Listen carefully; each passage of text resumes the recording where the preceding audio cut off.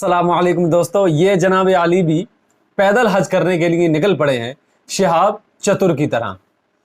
और ये रास्ते में इन्हें एक शख्स मिलता है और उस शख्स से ये बताते हैं उसके सवाल के जवाब में कि मैं पहले वहाँ जाऊँगा, ईरान जाऊँगा, इराक जाऊँगा और पंजाब बॉर्डर को क्रॉस करूँगा, पाकिस्तान जाऊँगा। जब वो शख्स कहता है कि वीज़ा कहाँ है, तो कहते हैं वीज़ा पीछे पीछे आ रहा है और मिल जाएगा, और जिस देश में जाऊंगा वहां से एंट्री अल्लाह के हाथ में है। इस तरीके की बातें कर रहे हैं बगैर सर और पैर के।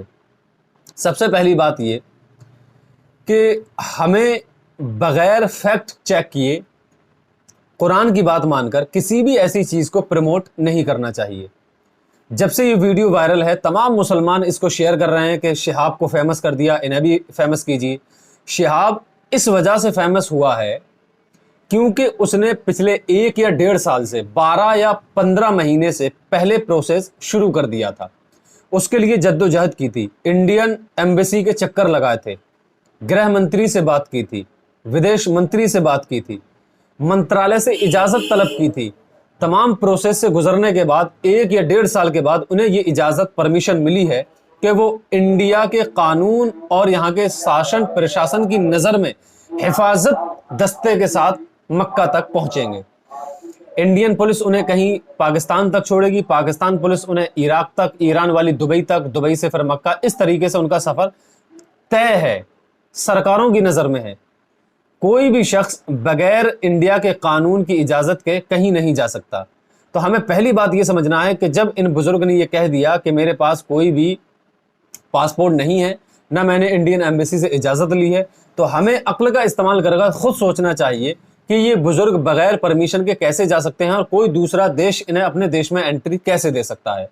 आज से कई हजार साल पहले ऐसा था कि तमाम ज़मीनें एक थी, बॉर्डर नहीं थे, जा सकते थे। लेकिन अब तो हमें ये अक्ल है, ये इल्म हमारे पास है कि अब बॉर्डर लग चुके हैं और बॉर्डर क्रॉस करने के लिए हमारे पास पासपोर्ट, वीज़ा होना चाहिए, इजाज़त होनी चाहिए देशों की, जो इनके पास नहीं है।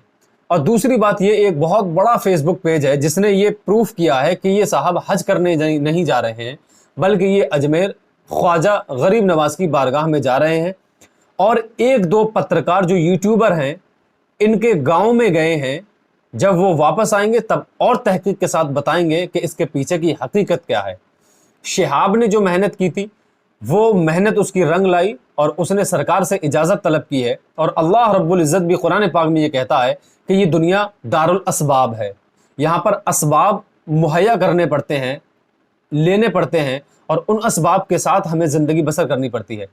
एक बार नबी अकरम सल्लल्लाहु ताला अलैहि वसल्लम से कुछ सहाबा किराम रिज़वानुल्लाहि ताला अलैहिम अजमईन ने अर्ज़ की, या प्यारे आका सल्लल्लाहु ताला अलैहि वसल्लम, हम जंगल में अपने ऊँट बांध कर अल्लाह पर भरोसा करें या उन्हें ऐसे ही खुला छोड़ दें? तो अल्लाह रब्बुल इज़्ज़त के प्यारे पैगम्बर सल्लल्लाहु ताला अलैहि वसल्लम ने इरशाद फरमाया कि अपने ऊँटों को असबाब यानी जो जरिया अल्लाह रब्बुल इज़्ज़त ने तुम्हें दिया है और अक्ल दी है कि इस तरीके से इसकी हिफाजत होगी, तो पहले उसे खूंटे से बांध लें। बांधने के बाद अल्लाह रब्बुल इज़्ज़त पर तवक्कल और भरोसा करें कि अल्लाह रब्बुल इज़्ज़त अब तुम्हारी इस मेहनत के जरिए किसी भी भेड़िए को इसका शिकार नहीं बनाएगा, कोई भी शेर इस पर हमला नहीं करेगा। क्यों? क्योंकि अल्लाह रब्बुल इज़्ज़त ने जो प्रोसेस बताया हिफाजत का, तुमने वो स्टेप पूरा कर लिया, इसको खूंटे से बांध लिया, जितनी तुम्हारी इस्तिताअत थी वो तमाम काम तुमने अंजाम दे दिया। अब अल्लाह पर तवक्कल करना है। अब अगर अल्लाह पर भरोसा नहीं करोगे तो पिंजड़े में भी अगर ऊंट बंधा हुआ होगा, ये मैं अपनी तरफ से इजाफी आपको बता रहा हूं, तो क्या होगा कि पिंजड़ा किसी भी तरीके से टूट जाएगा और शेर हमला कर देगा। तो हमें पहले असबाब हासिल करने हैं, उन असबाब को हासिल करने के बाद अल्लाह रब्बुल इज़्ज़त पर भरोसा करना, कोई भी काम दुनिया में करना चाहिए। जिस तरीके से ये बाबा जा रहे हैं ये महज बेवकूफ़ी है, इसके अलावा कुछ भी नहीं है। शायद आप बात समझ गए होंगे। इसी पैगाम के साथ अस्सलाम वालेकुम, मिलते हैं अगले वीडियो में, तब तक के लिए खुदा हाफिज़।